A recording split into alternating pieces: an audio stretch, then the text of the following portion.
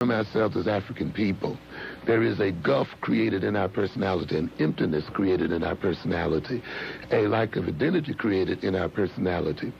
That gulf, that emptiness, that void motivates us to fill it.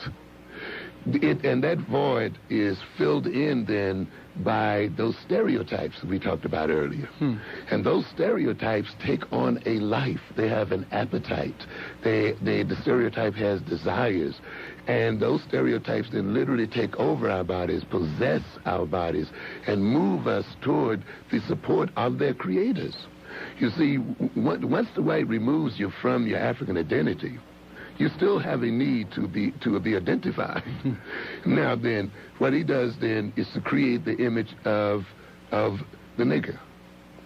Okay? And since he's in control of information and we see him as an authority figure and he's rewritten history and redefined the social system, often many of us then believe the lies, you see, and we assume the definition. And when you assume a definition, when you believe a lie, let me just illustrate it like this.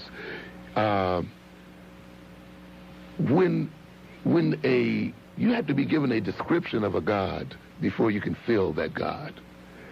And when you get that description, you can undertake the characteristics, you see.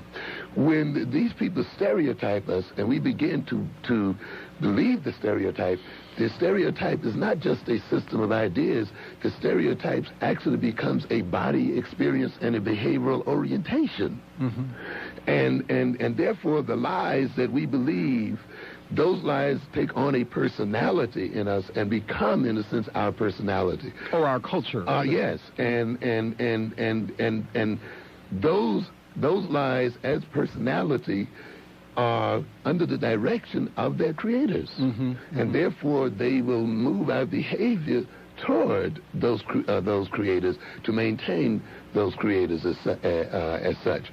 The solution then to this kind of problem is the rediscovery and re-identification with our African culture and with our African identity as a people, and to recognize that we have a right to protect our interests. I was speaking